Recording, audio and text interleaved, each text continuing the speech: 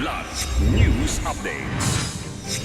Mga balita ngayon, Peanut Gallery Media Network CEO Franco Mabanta at apat na iba pa arestado sa umano'y 350 million pesos na extortion plot. Ugnayang pangseguridad ng Pilipinas at Japan lalong pinalawak. Unemployment rate sa bansa bahagyang bumaba sa 5% ayon sa PSA.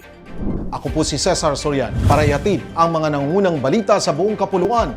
Ngayon, Arestado ng National Bureau of Investigation o NBI kagabi ang founder at CEO ng Peanut Gallery Media Network na si Franco Mabanta at apat pang kasama sa umano'y tangkang pangingikil ng 350 million pesos kay dating House Speaker at later Representative Martin Romualdez. Ayon kay NBI Director Attorney Melvin Matibag, nagbanta umano si Mabanta na ilalabas ang mga video sa PGMN na nag-uugnay kay Romualdez sa issue ng flood control project kapalit ng naturang halaga. Sinabi ng mga otoridad na bumaba sa 300 million pesos ang napagkasundoang bayad na payable sa apat na tranches at dito ikinasa ang entrapment operation kung saan nadakip ang mga suspect matapos tumanggap ng mark money. Mariin namang itinanggi ni Mabanta ang alegasyon. Naharap siya sa kasong robbery by extortion in relation to Cybercrime Prevention Act. Sa kabilang banda, nilinaw ni Matibag na hindi nila pinupuntirya ang mga kritiko o kalaban ng kasalukuyang administrasyon sa kanilang mga operasyon.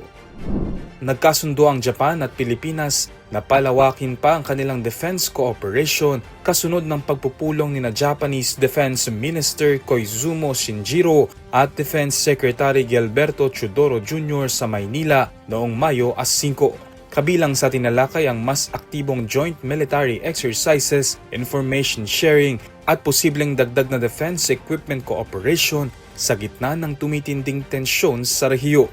Binigyang diin ng dalawang opisyal ang pagtutol sa anumang paggamit ng puwersa o pananakot sa East China Sea, South China Sea at West Philippine Sea.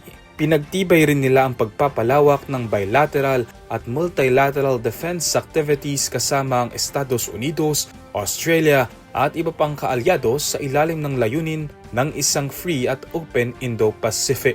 Nakatakdang saksihan ng dalawang opisyal ang kasalukuyang nagaganap na balikatan exercise sa Ilocos Norte kung saan ginagamit ng Japan ang kanilang Type 88 surface-to-ship missiles. Bagyang bumaba ang unemployment rate sa bansa noong Marso 2026 ayon sa Philippine Statistics Authority o PSA. Mula sa 5.1% noong Pebrero, nasa 5.0% na lamang ito noong Marso, nakatumbas ng humigit kumulang 2.58 milyong Pilipinong walang trabaho. Kasabay nito tumaas sa 95.0% ang employment rate o nasa 49.07 milyong Pilipino ang may hanap buhay. Gayunman umakyat naman ang underemployment rate sa 12.3% mula sa 11.8% noong nakaraang buwan na nangangahulugang mas marami pa rin ang mga manggagawang naghahanap ng dagdag na oras o mas maayos na trabaho. Ipinapakita ng pinakahuling Labor Force Survey na patuloy ang bahagyang pagbuti sa employment situation sa bansa, bagamat nananatiling hamon ang kakulangan sa sapat na trabaho. Para sa Kidlat News Channel, ako si Renzel Linon, nag-uulat. ako po si Cesar Soriano kasama nyo sa bawat pagputo ng balita.